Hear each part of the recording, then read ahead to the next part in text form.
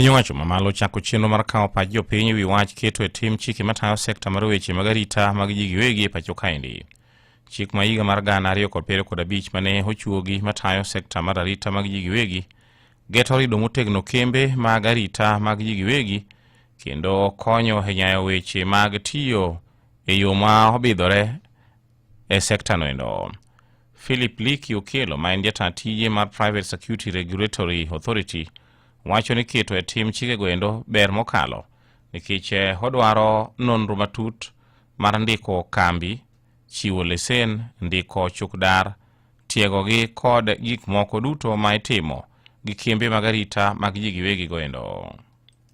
So what we are saying is that we need an industry that is professional, that is ethical, and that I need my people to be treated with the dignity and honor. This will be achieved only if we pass these regulations.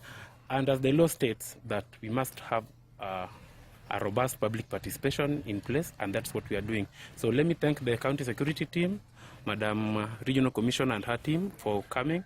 And let me also thank Wananchi that we've got their submissions of the memoranda, we've got their written requests, and we've got their opinions, and all those are going to be put in place as we head to Bunge.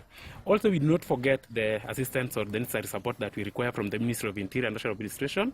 So they are aware, and we are pushing this thing through. It's a stakeholder engagement, and we are going to have a discussion around it. What is good for consumption will go ahead, what is bad will drop here, and it's just about consensus. Kane huyo Kisumu seche manere ko kawo paro mag josir lwedo e sekta mag weche mag arita kwe mag ji giwegi goendo mano e kaunti ma Kisumu, Mabei, Siaya, Kisii, Nyamira kod Migori. Jatelo nendo no wacho ni thoth jogo manie sekta mar weche mag arita goendo oyie gi paro achiel ne onego bed ni keto e tim chike ma idwa kal goendo mondo mi okalgi mapiyo kaka nyalore mondo mi omed bero sekta mar weche mag arita kwe mag ji giwegi goendo. The overwhelming opinion of the stakeholders drawn from the former Nyanza region, Mzima, all the way from Kisii to here to everywhere, the opinion is very simple, that these regulations are timely.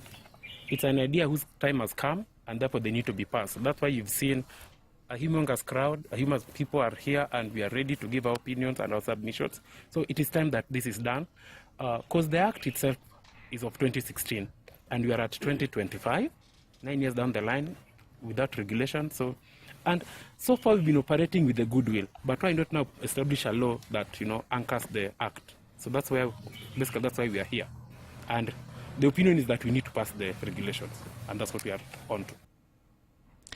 Michael Agwanda ma en jata tije ka Atalanta Security Services ne wacho ne chike goendo kadiponi obiro kal to biro konyo ahinya e bero sekta mar arita mag ji giwegi goendo, kobro konyo kata weche mag ndiko chukdar e tich kaachiel bende kod neno kaka inyalo ber chudo mag chukdar e thur kaendi. Aparo ni chike mokel gi gin chike mabeyo ma owinjore ong'igi. En mana ni seche mang'eny ok wasom ga gik mondik piny mondo ji owinji ni chikego wachang'o. To daher ni mondo chikego wabede ni wanyalo somogi mondo wa understand gi, kaeto water memorandum manyiso ni wayie gi chikego, nikech ahinya ino ka seche moko ka chike biro to kodwa hinyo ji ahinya to be ene monyalo konyo ji. Koro ber ni jok mantie industry ni understand chikego kendo ging'iyo ni chikego gibedo implemented adier. Daher mana wacho ni kik wabed gi luoro ni chikego dhi hinyo companies kata kembe mag private security. Kaparo ni gin chike manyalo nafas momiwa ni en nafas minyalo wacho ni marach maber, kaeto marach igolo, maber koro inyalo tere parliament mondo bed chike ma regulate private security.